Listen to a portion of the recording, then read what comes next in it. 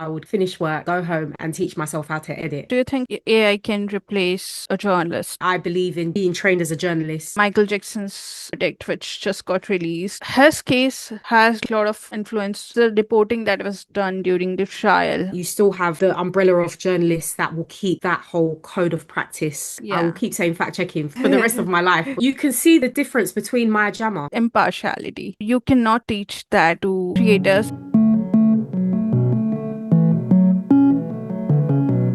This is Anmol. I'm doing this series of interviews where I'm bringing journalists from around the world with different experiences, from different cultures, different background, to just discuss what's going on in journalism. And today I have my friend, so her name is Gia Tabasco, and she has about a decade-year-long career in media industry and about 4 to 5 years in journalism. So I feel like she has good insights to share. Thank you so much, Gia. Welcome to my channel.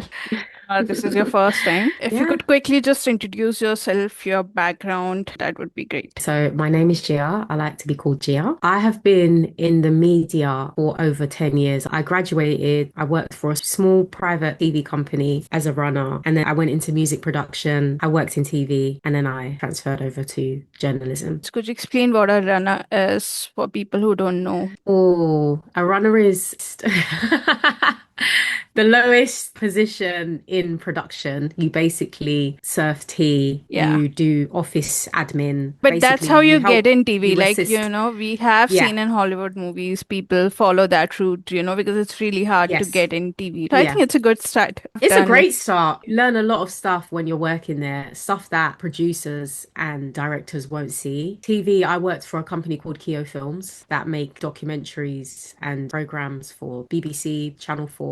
What have you learned and how did you transition in journalism then? I worked for a company called Studio Lambert in 2017, and I worked with this fantastic producer called Dominic Pisani. For some reason assigned me to do editing, and I didn't know how to do editing whatsoever. And so I was panicking, and I went home and I was like, I don't know how to edit. So every night I would finish work and then go home and teach myself how to edit. And so I kind of like blagged, not blagged, I knew how to edit, but I knew how to edit on 7, not X. So I kind of like was not pretending, but I was learning on the job. And he just took the initiative and was like, I think you need to edit, because it was a researcher's job where Yeah. you do cold calling, you do research, you do investigations and stuff like that for the program. But Wow. he said, no, I think you should stay on editing. So they made a whole role for me, and I worked with Studio Lambert for years. And so there was a role that I applied for with Yahoo Yeah. News. Yahoo Yeah. News is massive internationally, but in UK it's quite quiet. But we still have like a branch, and I went for it and I got the job. I was supposed to be there for like 8 weeks, but I ended up staying there for over 2 years. You mentioned that your producer loved your editing so much that they created a role for you. So what you think are the skills needed to be a good video editor? Watch everything and anything. Stuff Yeah. that I didn't need to watch, I was watching it. So I'd watch a lot of comedy, I'd watch a lot of reality, I'd watch documentaries, I'd watch factual, I'd watch animal programs, everything and anything. I could sit there for like 8 hours and just watch. And because I watched that, it kind of broadened my creativity in a sense that I kind of instinctively know what song to put on a video. I know how to cut it. I know the cues. I know the comic lines that I should take. I think that really, really benefited me a lot in terms of my knowledge of editing. What other skills do you think are important in journalism? Basically, so like anyone can do video editing, but not anyone can be a video journalist, right? So, Right. what you think differentiates the two, your So fact journalist? checking is number one, obviously, because you Can you cannot explain what promote fake fact news. checking is? Really doubling down to make sure that the source is correct, Yeah. because some people post videos from like 5 years ago and they will try and make it seem as if it was done today, and you have to make sure that that is not true. So that in itself is a skill, because there are different tools that you have to use in Yeah. order to find out if it's true. Obviously it's Google, but then Yeah. there's Google image. Now we've got ChatGPT that you can use to verify. Just checking, making sure sure, like even looking at the footage itself, what's in the background, what's the location, what's happening, what is the person wearing, stuff like that. Paying attention to detail in itself is a skill. I would say having the inclination to know when a story is going to be good. So sometimes I will go online and I'll see a video and I'll think, that's not really good enough, but let me post it. And sometimes those things get picked up. So it's knowing what is a story. Yeah. It depends, I think, a lot of on how editors want to approach it and what the organization is working on. By the way, I've done a video how journalists source news and verify the news. So if you want to check out, I'll put a card here somewhere. So fact checking, attention to detail. These are very crucial elements of being a video journalist. Other than that, you have to have technical skills, which you mentioned. You learn video editing. You also mentioned recognizing the story is important, right? Basically, how you pitch a story. What's the next step? For example, if you think you have find a good story, how do you go about it? Do you first investigate more? Do you straight away pitch to the editors? Do you try to establish a context? If you could just walk us through a little bit process. Basically, like you said, I do fact check to see if it happened this today or within the week, and then obviously put attention to detail, like what's the context of the story. There are some videos that I've seen that there's absolutely no context, but you can see there's something going on. You have to find out what happened. Like I remember there was a video that I found where it was something along the lines of trans people being stopped from entering a pub, or they weren't being served, and I needed to find the context of why they weren't being served. You can't just put videos like that out there. And then from there, I write a little bio and I send it off to the reporters, the editors, to see if they would like to pick it up. And I leave it from there. I think it's very crucial. And I think you mentioned one thing, which is why it's important to know the context, but also because of the AI right now, there's a lot of misinformation. Obviously, the videos might not necessarily be timely always. So they must be from like few years back, how tough it has become. And you have seen that change, right? AI coming into the picture, more videos, circulating on AI during elections, especially. You might have seen very tough to understand. You have seen the shift. Are you using it at all? I am using it, but I use it for grammatical reasons. Without telling on myself, I don't use it to fact check though, because there have been times where I've used it and it's been wrong. AI has been wrong. So I do my due diligence and make sure what they're saying is correct. I remember I did a story on, I can't remember who it was, but it was a big Hollywood actress, and I needed it to find her filmography. I know it's on IMDb, but there's some things that IMDb is not really clear on, like exactly where they started and stuff. So I just needed to just carry it together and just make sure that it was correct. I think I use it predominantly to fact check, but I don't rely on it because of the inconsistencies I've seen on there sometimes. I'm not particularly scared of AI, but I'm worried that I'm not adapting fast enough. I wanted to ask, do you think AI can replace a journalist? No.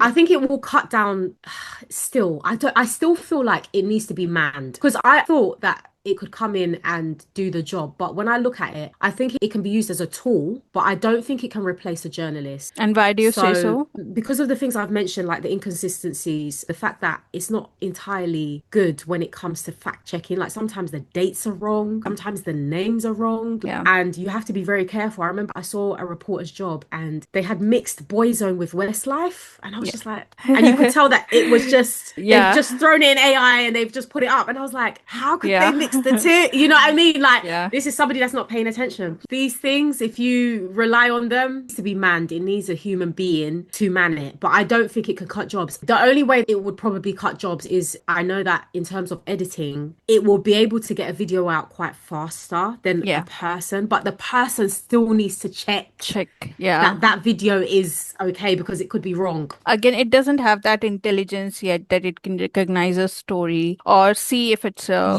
potential fit for a brand, or it is following all the technical details. I don't think so it can do it yet, at least. How do you see the creator economy? Let's talk about that. Like, obviously there's so many people, again, that's not AI, they're just creators, so they are humans still, but they're not necessarily journalists, and lots of newsroom are adapting to that as well. They are doing creator first content right now. So how do you see it? That's where the roles of journalists are going to be cut. That's where or do you think it can shift, or do you think if journalists can adapt fast I think enough. creators, if we're not careful, content creators are going to replace certain Journalists. journalists Okay. if Why do you say journalists so? don't get, because some of them are quite efficient in the way that they do things and they are adapting. Yeah. So they are using the editing. Content creators can be a multimedia journalist. And the problem with journalism is there are a lot of people that solely write and that's all they do. And Yeah. I think those people need to be a bit worried, because if you're just writing, I believe that we're going to see this shift where content creators are going to be start getting called in to do stories, and Right. then you won't be replaced. They will have the writing skills because they will have AI. They will have the multimedia skills because they're already content creating, and then they will have that flair where they will be able to connect to and engage with audiences, and they also have that virality. They have the followers. Like right now, followers, the amount of followers you have is the highest form of currency, and so Yeah. it doesn't even matter if you're actually particularly good. Put you in a position because, oh, this person's got 4 million followers. So you see a lot of people that you can see that are not trained, that have no professional experience, nothing like that. And they're just there. They just exist because they have an audience. That's it. I think you made a very good point. Audience is the currency right now. I think it comes from the fact that revenue models for these media outlets have been changed. So traditional media, which used to make money through advertising, now they rely a lot on social media platforms to, get their revenues basically. And for them, it's really helpful that when they get like, for example, a established creator to talk about sports news, so they will have their following and they want to basically leverage that and use that. However, having said that, I feel like they have skills, of course. Whatever they don't know, they can learn and adapt, so that can change. But there's still very core concept of journalism, for example, impartiality. So you cannot teach that to creators. I feel like for me, I think that has been the biggest point I've seen in the the content creators, the content they make. So they don't know how you have to have like balance in the news package, how you have to quote different sources. You're taught these things in the journalism school or at your workplace, how you cannot use necessarily copyrighted content, or again defamation is like huge. So that's where credibility comes from being a journalist. Do you think they can adapt to that as well? Yes, definitely. I think it's a case of them just going to do their NCTJ and that's it. Right. Because these are traditional media outlets and they're using creators. So, how they are making sure that their audience is perceiving them, like the creators, the same way as they are to a journalist. How are they doing it? They're not. They're just letting them speak. And you can tell as a journalist or as somebody that's professionally trained that they have no training. What I often see with a lot of content creators is when they come on, they don't know how to articulate themselves, Yeah. and they speak in a kind of colloquial type language that the masses will not understand, Yeah. and it's very jovial. It's never quite serious. And whereas when you are media trained, there's a professionalism with Yeah. the way that you conduct yourself. That's the difference. Even you can see the difference between Maya Jama. Yeah. Instantly, Well, she Maya comes on Jama there, has been there in the amazing. industry for a long time and she has been trained. You can She has been tell. trained. Yeah. And Just you can tell instantly it like, beautiful. can you introduce, like, I don't know, I don't think so people in India might be knowing her. Maya Jama, I don't really know too much about her. And she has been like very established presenter, but I think she has Yeah. that personality. She has done it very skillfully even if she's not trained. Yes. So I don't think so anyone can comment. I think you did a video when King Yeah. Charles Yeah. spotted Yeah. her. I Yeah. think I saw I'm a in your fan. feed. I'm a fan Yeah. of her. I'm a To be fan. fair, I like Like, her. she's just so easy breezy, witty, Yeah. beautiful, intelligent. She knows social cues. She Yeah. picks up comedic stuff. Like, you can see is trained to the core. And that is what we're losing. I want to actually touch the base on, because you have mentioned that people have moved from TV or traditional media to digital media. So, like, I know, for example, what you do on the daily basis. You're a video journalist or multimedia journalist. But if you have to explain that to someone who is not from journalism, who's potentially a student how would you say what you do, what your day look like, what your job is? Would say the crux of it is for me daily is to edit videos, to package them into a news story. So that's the main thing. But I would say it requires pitching, it requires sourcing, it requires research, it requires filming, video editing. You're basically a producer and a reporter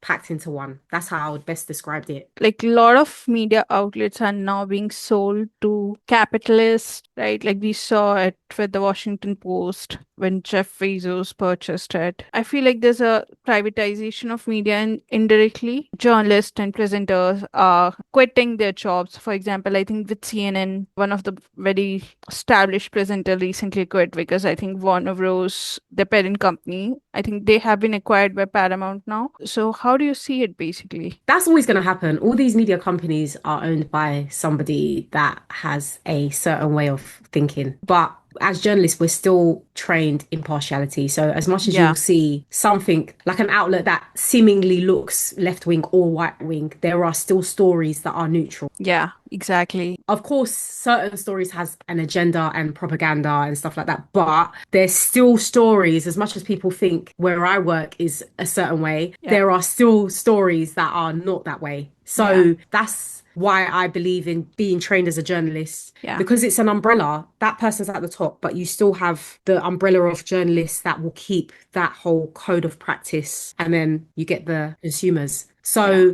I think that's why I'm concerned about the whole content creator like Shift. thing Yeah. trying to move. Yeah, because you won't have that. You will have the stories going one way, and that's not true journalism. I feel like your editors play a big role in recognizing that and in supporting that, right? Because I feel like that's where actually the experience plays a key role, because they have been in the news. Like we will panic, right? But they have this eye to, like, navigate if you could approach it differently, or if you could remove certain things or add certain things, add more context, or justify it better, which creators cannot do. So media law, how important it is, because obviously we are using all these terms: impartiality, you mentioned IPSO, copyright, defamation, all these are concepts of media law. Do Hmm. you want to explain how big of a role media law plays? Oh, I find it so fascinating, like, because what can be the consequences of it that's otherwise if true. you're not practicing it? Someone can sue Oh, your you can get sued. I've yeah, seen like certain, entire I've news seen outlet, journalists get sued. Yeah, or you could, or entire your organization company, actually. your Yeah, company can get a massive fine. It's yeah, very serious. Or you can get arrested.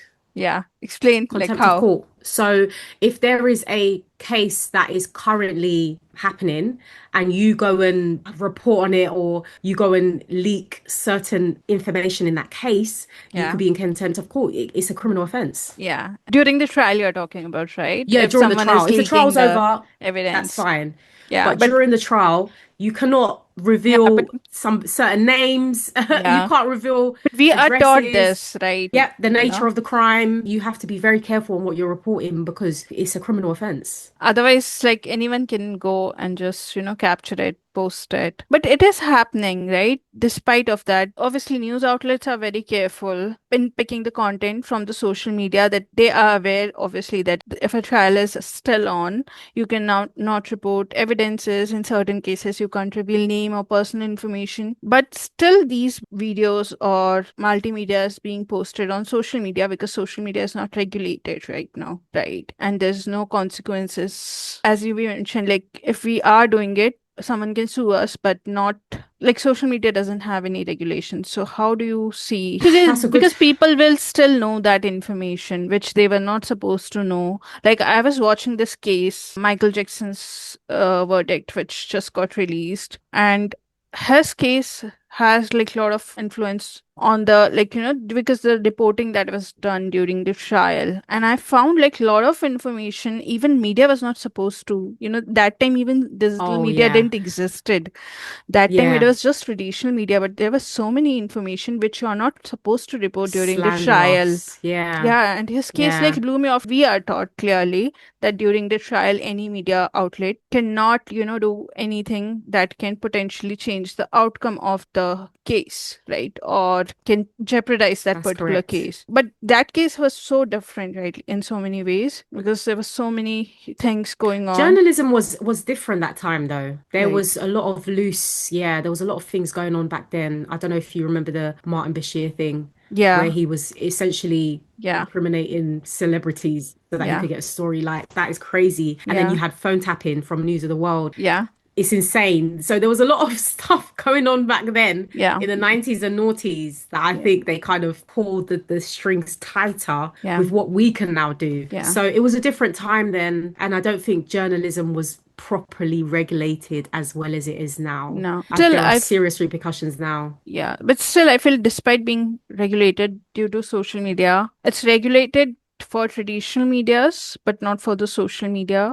For example, not even traditional news outlet. You see those pages who just report local news, so some Instagram pages or some Twitter handles. They have, self-proclaimed media news, right? On my Instagram, I reshare all the news outlet, but I make sure I never do it from like those pages. All I right. always reshare stuff from the like traditional media. Then still I'm still seeing that news. I'm still following it. I'm not resharing because I'm aware I'm a journalist. I cannot share the information from an unverified source. And if I know the consequences of it. But till they have massive followings and people are getting the information from there and it's not regulated. So I don't know like where the line is because people can't differentiate what they are saying as a traditional media outlet has not reported this. Many times you will even get the criticism that hey, this person or this influencer has talked about it and a media outlet has not, but because we are aware with the consequences in terms of technicality, right, and they're not, so they can do anything. So how do you see it? See it as a concern because you're always going to get fake news. There's Yeah, nothing we can do about that. But I think as journalists, if we can just uphold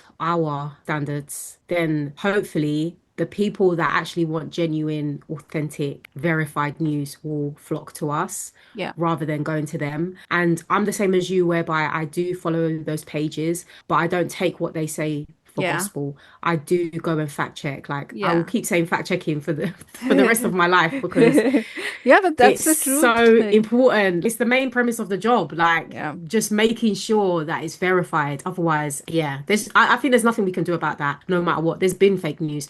Even before social media became a thing, I think it was WhatsApp, and people are spreading so much things on there. Like, especially, I don't know about your mum, but with my mum's generation, there's just so much going on. Like, yeah, stories about humans turning into cats. There's some stories about eating garlic so it can take away cancer. yeah, It's very scary. And unfortunately, there's just nothing we can do about it. It's always going to be there. And we just have to do our best. People even have a journalistic flair, like to even investigate yeah. where this video is coming from, who is the source, is a journalistic flair. So, in that sense, yeah, content creators are not bad Yeah. because They can we be need that. initial point. It's better to have the more information on something than Yeah, no information at all. So basically, you can always, if they have reported something, you can always, as we said, like read about it, listen to it. Don't make a yeah. judgment and repost it or write about it immediately. Yeah, like do your bets. I think that's the best way. And like, I think right now everyone is super careful because of the AI, because of the creators, because of the influx of the information we are getting. So I think these practices are more even crucial these days than I think they were in the back in 90s or 2000. Like because there's so many cases like that, which are flawed like that. If you'll see in 2000s or 90s, like there were so many Hmm. things which were happening, even in television, So right? much. So Yeah, much. so much. Exactly. Like even when I was in television, we had to learn the law and the codes around certain practices and stuff. And Oh, I don't know whether there was no regulation or people didn't take them seriously. Well, there were presenters on fire, like literally fire, they'll say because they were anything. not checking, doing safety checks and stuff like that. There was a lot going on in the noughties and the 90s where people weren't really taking things seriously. I don't know what it was. It was a very lax environment. There was a lot of things going on, cases like Me Too, That all happened during that era. because there's just so much going on, like producers just doing what they liked. Also, there was no social media at that time to, because I think Yes. reputation plays a big role in journalism or any media industry, like Yeah. any form you're working on. If they knew, there would have been little at least careful. I think it still happens. It's just people are more aware. Like, Oh, I don't know 100%, 100%. that I have said without any fact check. Yeah. But yeah, Yeah. I knew it. 100%, 100%. Some of the stories that we've heard over the years are preposterous. Like that Yeah, guy, what's his name? The one that was a paedophile for the BBC, Jimmy Savile. right. Okay. Jimmy That Savile was was able back, to, but he died, but right? that was back in, yeah, he's dead. But Yeah. that is the biggest child abuse scandal that happened, and that's just because there was just no regulation. Or it was there, but people didn't take it seriously. Who have 15 years long career, 20 years long career. They were, I know that time it was not that regulated, but that time it was easy to build a reputation and to have that long career and influence Yeah. basically Yeah. because, you are seeing the same presenter like from years, right? Some of them Right. like we watch. Because if you have to go and long run and if you have to done that, authentic stories. But this is the new journalism, Yeah, like this is the this. new. So we have the new skills, right? Yeah. We can record, we can edit, we can talk, we can present, we can write. But these are just Right. skills, right? That supports Yeah. journalism. And I think that's Yeah. the entire point of having this conversation. That Hmm. actual journalism is when you go on the field, you know where to look, to whom to talk, what to Yeah. You're consider right. in terms I of agree. security, then how I to agree. report it back, how to be careful. Yeah. So still then we cannot comment on that. And I think good mentors. So I remember to Hmm. this going to my broadcast journalism professor, and she has been like a BBC journalist from 1980s. Can you imagine? So Wow. they did the stories from when they had like huge radio setup and they had to like manually carrying it, and how she interviewed people in jails. But I understand from her story. I went with this article. I felt like I've written a very nice copy, and you can tell from the expressions of the people. And I feel like she found it crap, and it immediately grounded me then and there. Because to me, I came with this very interesting story. I did the research, I wrote a copy. For me, it was perfect, right? And That she is the didn't. heartbreak of being a journalist, is Yeah, when but you for me, you it ha was are so amusing. passionate. Yeah, but for You me, are it was so passionate about something, and you take exactly. it to the person, and they're like, But then I wanted to understand her point of view. For me, she has been one of the journalists. After the class, I used to sit for 2, 3 hours. She talk about her experience. She will talk what journalism practices were followed back in day. What you need to do. But then I understand, and then I learned how much impact it can make if you have a good editor, experienced editor, or like a journalist to shape your initial understanding. So this was a very, I think, informative conversation. But if you have liked this video, please subscribe to my channel. Please follow Gia. She's a very good journalist. I'll put her social handles in my description. And if you wanna see more conversation like that, please comment on it. Also share your opinions, what you think. Thank you so much.